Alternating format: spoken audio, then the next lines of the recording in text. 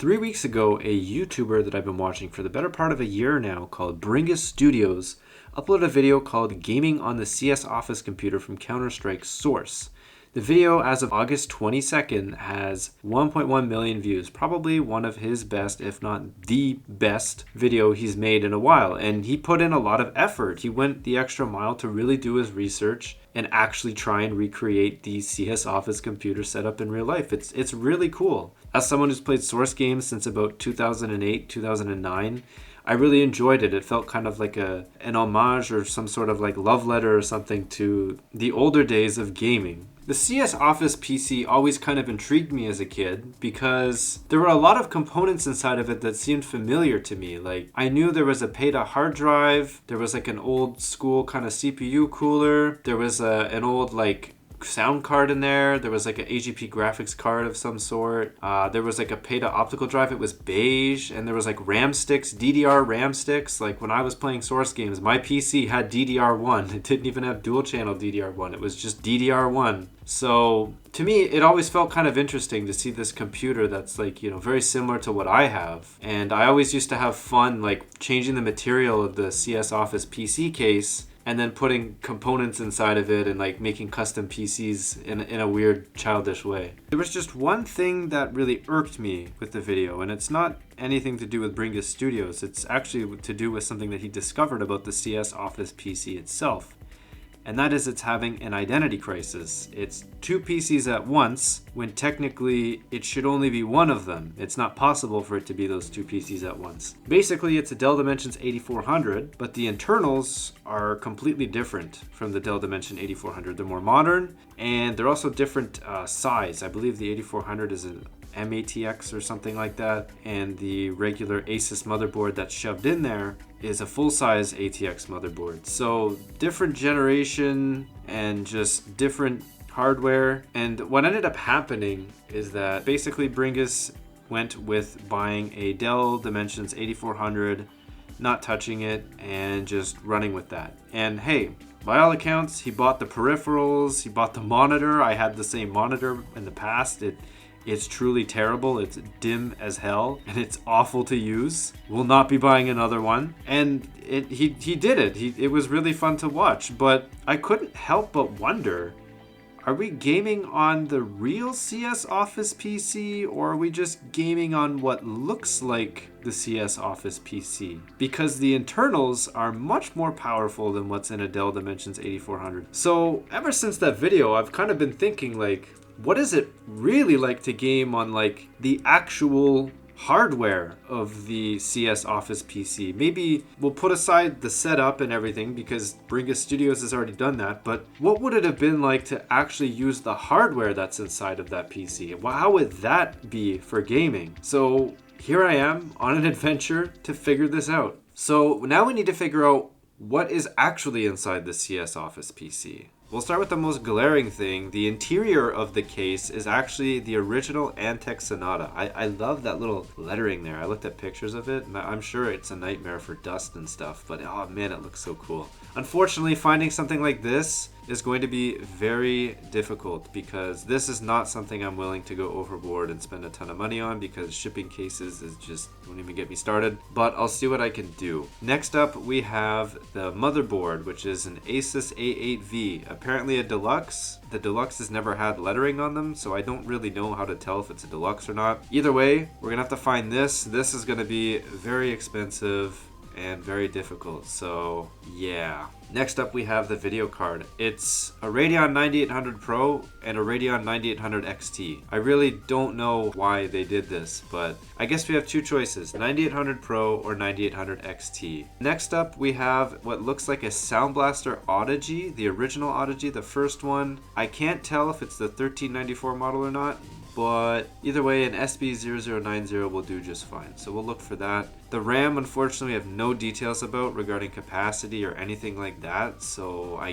guess just any old DDR RAM. Maybe we'll do 2 gigs, maybe we'll do 1 gig. I feel like the system deserves 2 gigs, but we'll see. The hard drive is an IBM DeskStar GXP, but interestingly enough, the underside of it appears to be what I think is a WD Caviar. I guess we kind of have 2 choices there, but maybe not. We'll talk about that in a bit. The optical drive is some sort of generic beige optical drive. I can't really tell what the model is because it's too pixelated. I think I'm gonna try and go for something that looks identical to this, but just with a black front cover, but it depends on what case we end up going with, so we'll see. And now we have the power supply. The power supply looks like, I can't make that out, like Aris Technology or something? I don't really know. If you look at the back of it, it looks like it says Antec.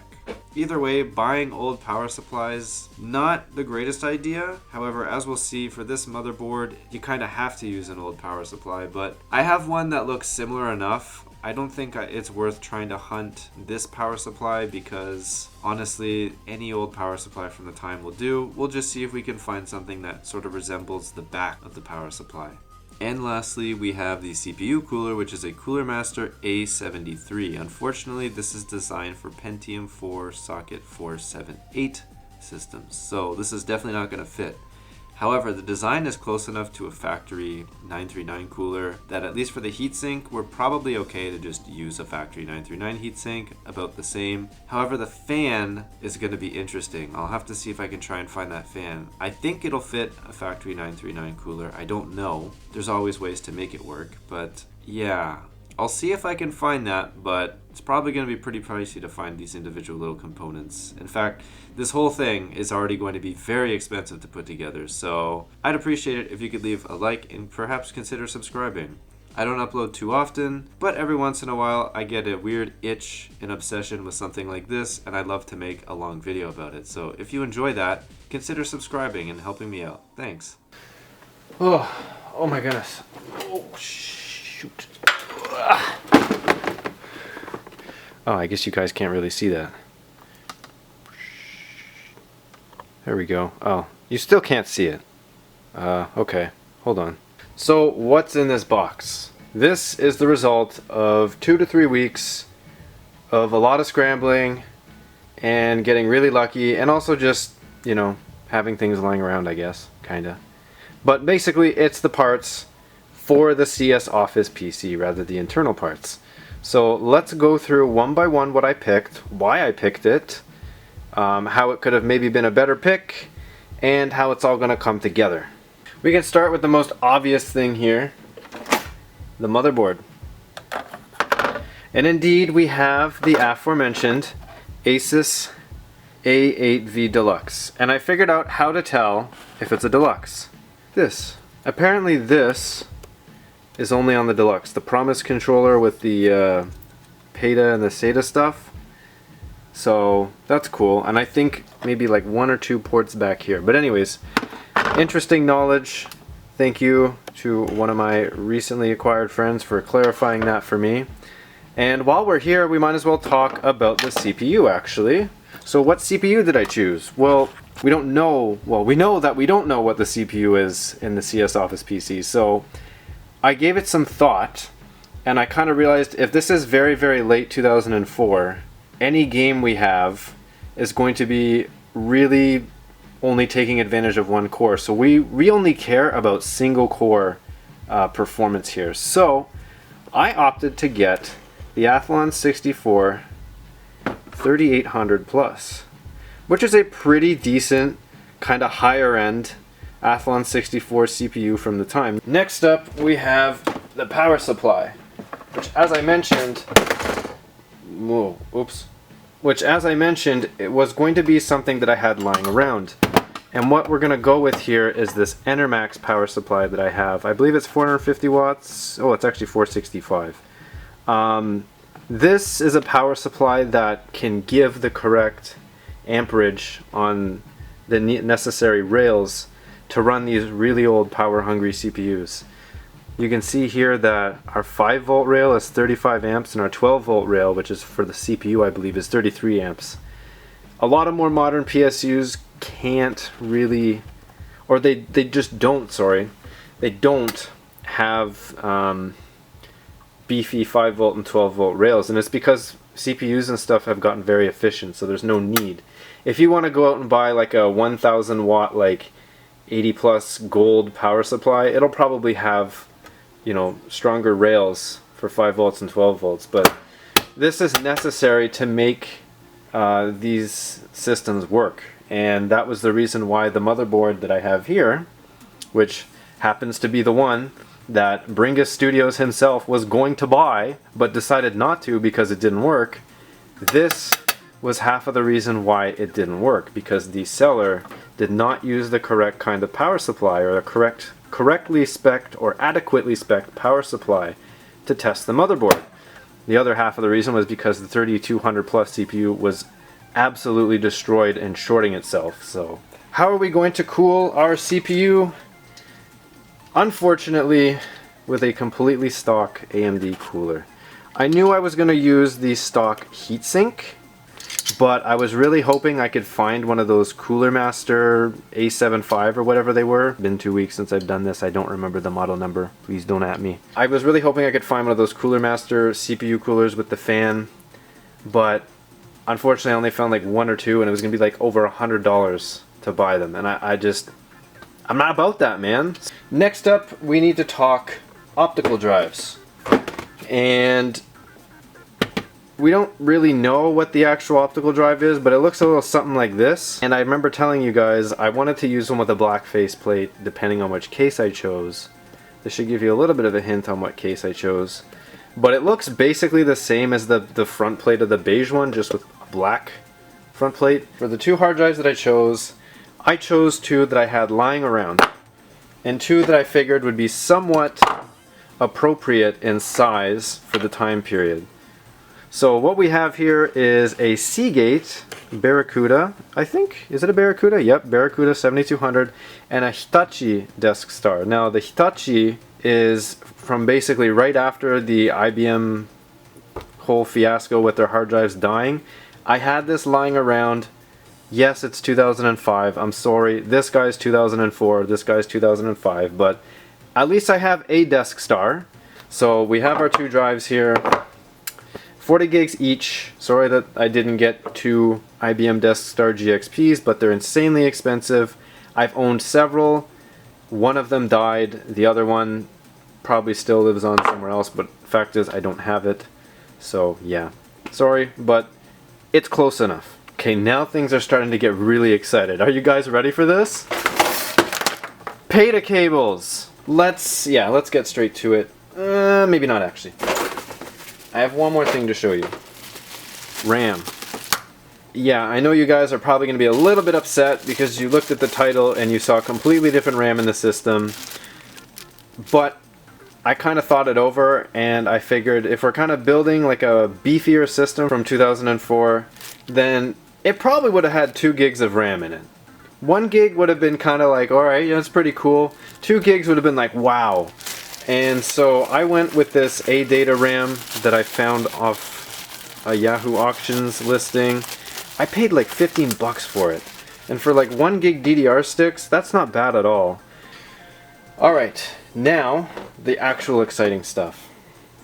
Sound cards. So basically with this sound card, this is a Sound Blaster Audigy SB0090 with the 1394, so the FireWire extension there.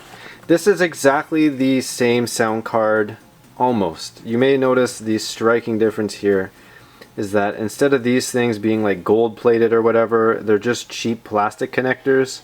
I did actually find some gold plated ones, but for whatever reason they cost a lot more than this one. Ooh, it gets more exciting.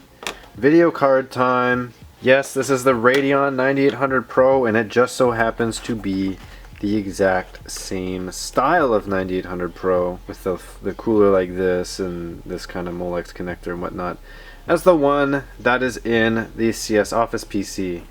This was probably the worst part of this entire project, even worse than the motherboard, which was really bad in of itself. This, I tried to buy several of these stupid GPUs, and I just kept losing the auctions, and if I would go check eBay, it was easily $200 or more to get a hold of one of these things. Like, I remember it used to be so easy to find these cards. They were everywhere, and as long as you waited just a little bit and you were kind of on top of like searching, you could find one of these for under $100 very easily.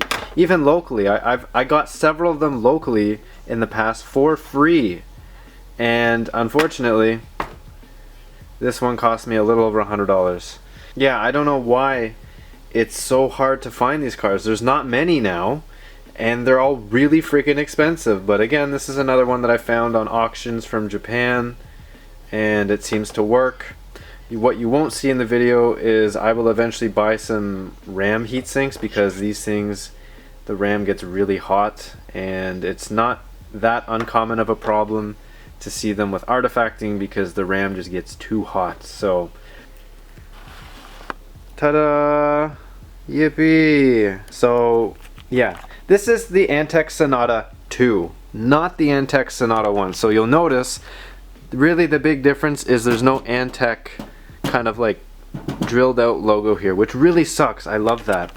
And I was really tempted to go, because someone is selling just a side panel off a Sonata 1. I was really tempted to spend however much to buy that and just replace this side panel with it, but I kind of realized that's a stupid idea.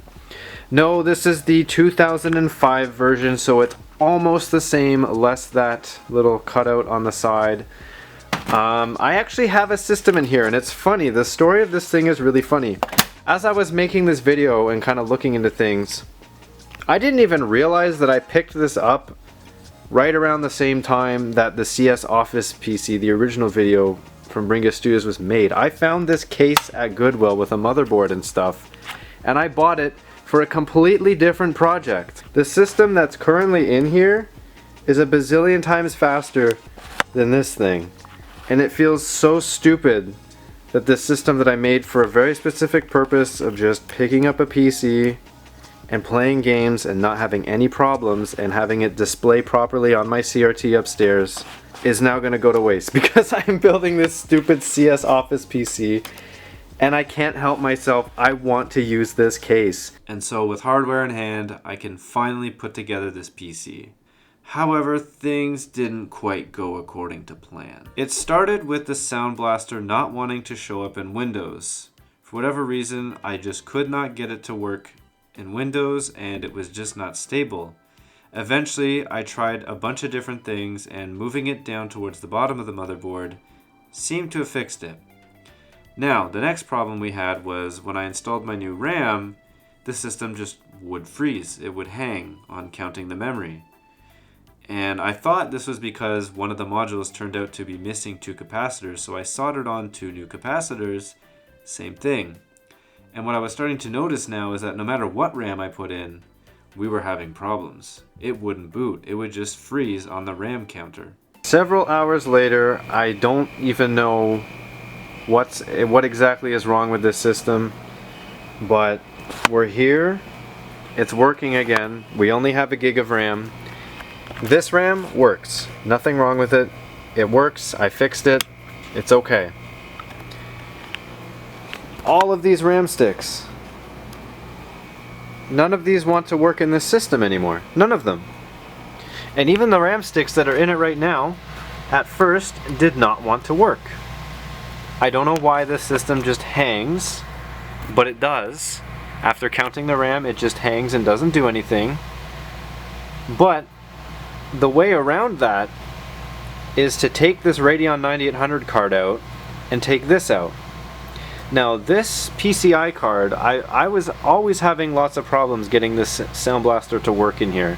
And it's the reason why it's not actually where it should be according to the config of the CS Office PC, because it wasn't working there, it wasn't working there, and I finally got it to work here somehow. But basically, if I take the Sound Blaster PCI card out and leave this in, no other RAM seems to work. And I have to fight with it to even get this RAM here to work. If I take the Sound Blaster PCI card out and I put the 7800 GS that doesn't exist because I need to make a video on this separately and you guys don't know I have this. If I just put that video card in here, no PCI device, it will use any RAM. It doesn't care. But the moment I put that in, nope, doesn't work anymore. And if I use this PCI video card in the same slot, I can also use those 1 gig sticks. So I really don't know. I'm tempted to just recap the board, but I don't have time to do that right now. And I need this thing to work for this video, obviously, so I'm not going to touch it. But I'll probably go buy some caps, recap it, maybe just those caps up there. The voltages are a little bit off, but it seems to be relatively normal for a system of this age. But anyways, yeah, that's where we're at. So here it is, all put together in the Antec Sonata 2 case. This is the CS Office PC. Now, we had to make a couple of changes, and editing this part of the video is just going to be a disaster because of all the problems I ran into. But the gist of it is, unfortunately, the Sound Blaster sound card, which should be right here, has to be down here because it just doesn't work. As a matter of fact, getting that to work, period, has been very difficult via chipset moment. The RAM, as you can tell, is not the two 1 gig sticks that I had. I ran into a whole new problem once I even put those sticks in there, as you guys saw. Unfortunately, to make a very long story short, if we want to use the PC like this with all this hardware, we have to settle for these very two specific 512 meg sticks running in dual channel. So we only have 1 gig. It sucks, but it is what it is. We have our two hard drives there. We got our power supply. We have the green fan, which again I said I would do just to help with the cooling. And we have our optical drive. We're ready to power this thing on. So why don't you join me as we boot into Windows XP? Now that the PC is put together, we have to quickly talk about software because yes, I would also like to kind of try to recreate what's shown on the CS Office PC screen. So let's get into it. We know that Counter-Strike Source came out in like October of 2004. So at that point, the most current version of Windows XP would be Service Pack 2. So we're gonna go ahead and install Service Pack 2. Obviously, we're gonna have to make some modifications to the F.E.A.R bar. What else do we got going on here? I can tell you right now that this background is a standard Dell preloaded background that comes with like the Dell Optiplexes, maybe some Dell Latitudes or something from like the early 2000s. This is a very common background. I believe I have it somewhere on my computer. I will go hunt that picture down. What else do we have? It looks like whoever was using this was called Todd, and he also had a massive cursor. We have to take note of that. Very big mouse cursor. It looks like he has like a house or hours or something over there. The shared folder. I wonder what's shared there. We got Valve VPN, Splinter Cell, Steam, Wally? I don't even know what that is. SyncCS.bat. Oh, check this out. Look, do you recognize that? That's an early build of Terror Strike. I don't know if people even knew that that was there. Maybe this is like not a new discovery, but I tried to look up some stuff on Terror Strike and there isn't really anything about it until the recent leak last year. So that's kind of cool that maybe this was just hidden right under our noses all these years and we had no idea, but there it is right there. And lastly, it looks like we have a version of Quake. I don't know. Honestly, it looks like it says Willy, but it's some version of Quake and then a bazillion shortcuts to, I guess, Counter-Strike Condition 0 or something. All right, and ta-da! Huh? Huh? It's all here. It's working. So several days later, I'm back. Did I mention this video is going on a very long time now? We're here and the CS Office PC is set up and basically ready to go. This is really, really cool. As I said, still a little bit disappointed about the RAM, but otherwise it's here and it's ready.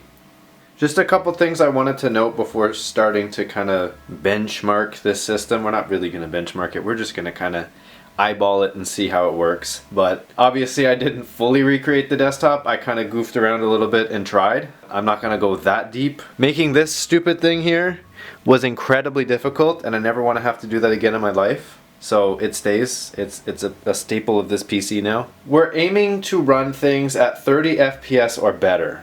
We're very used to 60, but at this time 30 to 40 FPS was kind of the target for a lot of things. So if we can do better than that, that's full on freaking gaming, man. My target resolution is 1024 by 768. This is for two reasons. Reason number one, this CRT monitor, which we'll talk about in a second, doesn't like to do things at 1280 by 1024.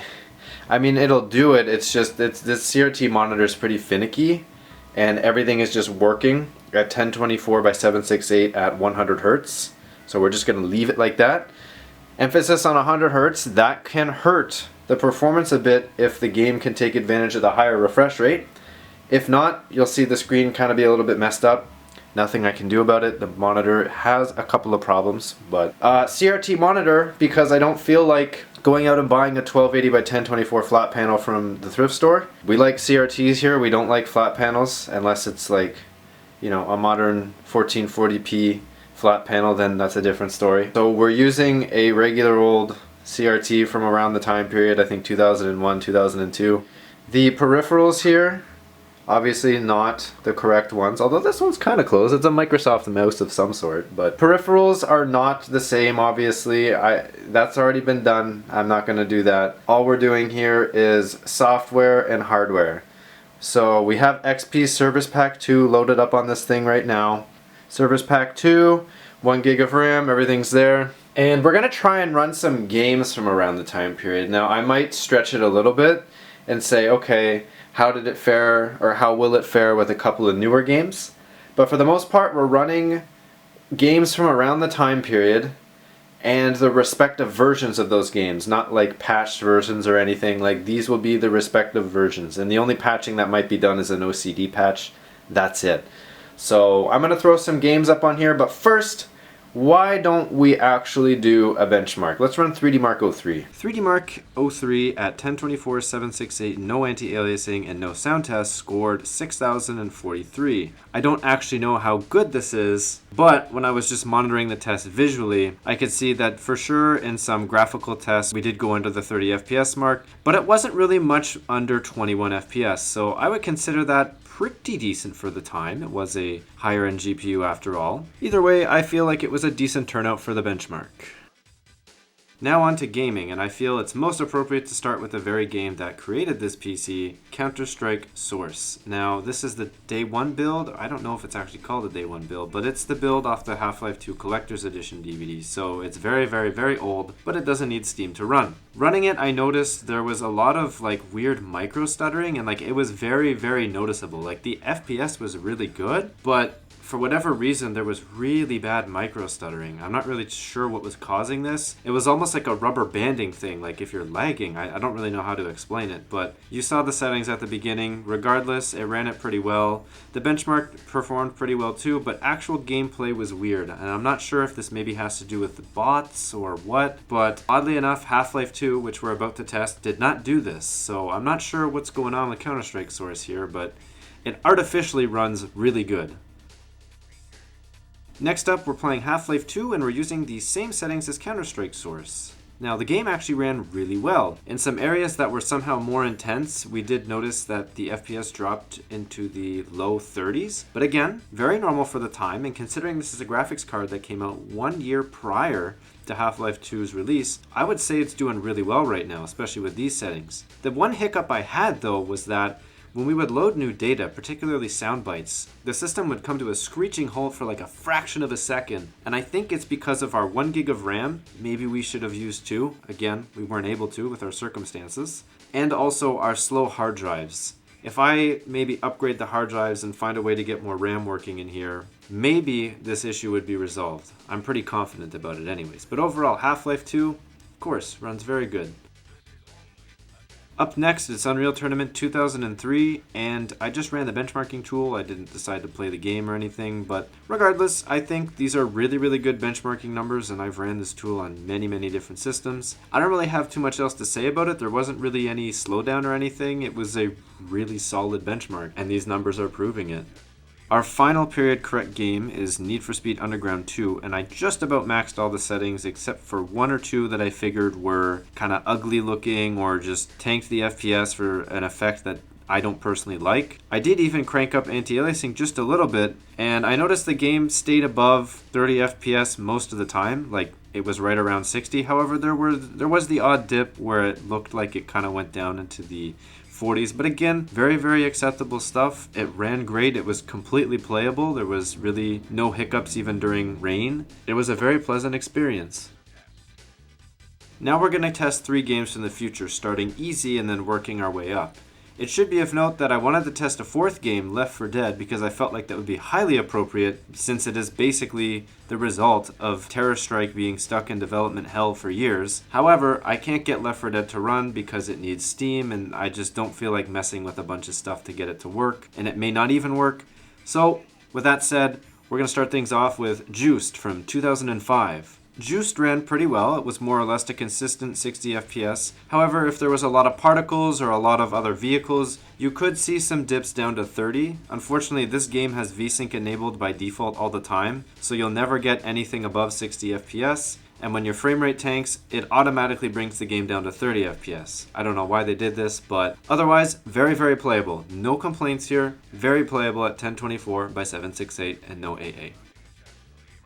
Next up is another title from 2005 that was taxing on even the most high-end systems from its time. It's none other than F.E.A.R. by Sierra. I had to change the resolution to 800 by 600 for this one because 1024 by 768 was just not happening. We would otherwise have to really, really crank down the visual settings overall, and I don't like to do that. So at 800 by 600 with the maximum computer preset and the medium graphics preset, we achieved okay results. This definitely is playable, and somebody for sure would have been perfectly happy with these. However, the benchmark can definitely indicate that your lows are going to be a little bit ugly.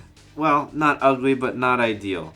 So expect some stutters, but overall it ran okay.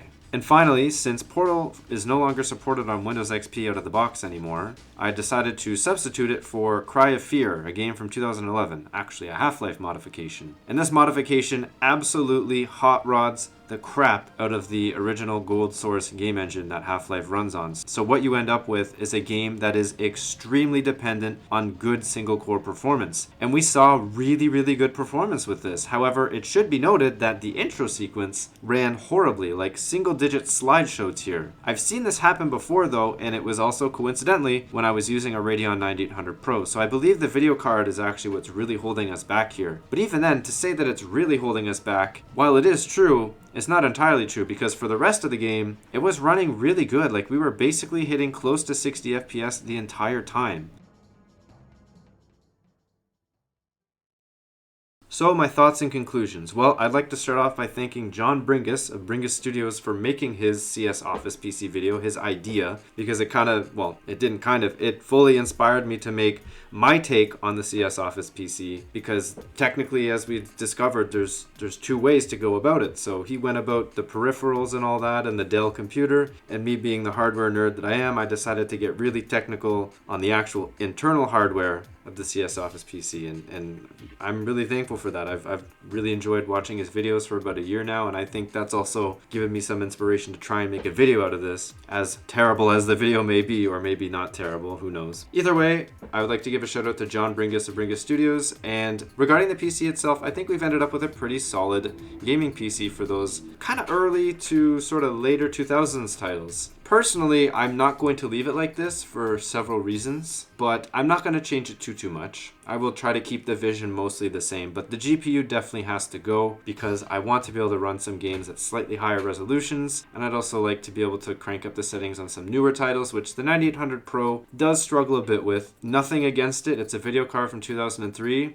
The fact that it could run F.E.A.R. is kind of incredible, honestly. If you know anything about F.E.A.R, the fact that it could actually run it somewhat decently, even at 800 by 600, that's kind of crazy. So big respect to the 9800 Pro. Not going to keep it though. Otherwise, I was pretty upset with the motherboard, and I still am. I don't know what I'm going to do about that, because ideally I want to have my sound card, the graphics card, and the 2 gigs of RAM. Doesn't seem like I'm going to be able to get all 3 of those right now, so I'm not surprised that the motherboard kind of sucks and is dumpy. It's a stupid VIA motherboard. I've never, ever had good luck with VIA chipsets, ever. They're garbage chipsets. Either way, not particularly happy with the motherboard, but it's part of the system. It's got to stay. So perhaps I'll try and recap it. I'm not sure. Either way, I am going to keep it. But it's a pretty solid PC. I mean, if you could have gotten one that didn't have the issues with RAM and PCI slots like mine has, then you would have had a really decent system, and it's quite future-proof too. I mean, with the exception of the AGP slot, it can take up to 4 gigs of RAM, and you can drop in a dual-core processor, so by the time the Vista era hit, you would have a system that could be dual-core with an Athlon 64X2, and you'd have like 4 gigs of RAM, which is plenty for running Vista. So it was definitely a decently future-proof system. However, the quick decline of AGP that happened after about 2004 when they introduced PCIe was kind of a bad choice on Asus's part, so somewhat of a fail there. So again, there was definitely some interesting choices with that and not using PCIe, but it was a decent enough system for the time, and you definitely would have gotten lots of years of life on that system. So thanks for watching, hope you enjoyed the video, and stay tuned for more fun stuff.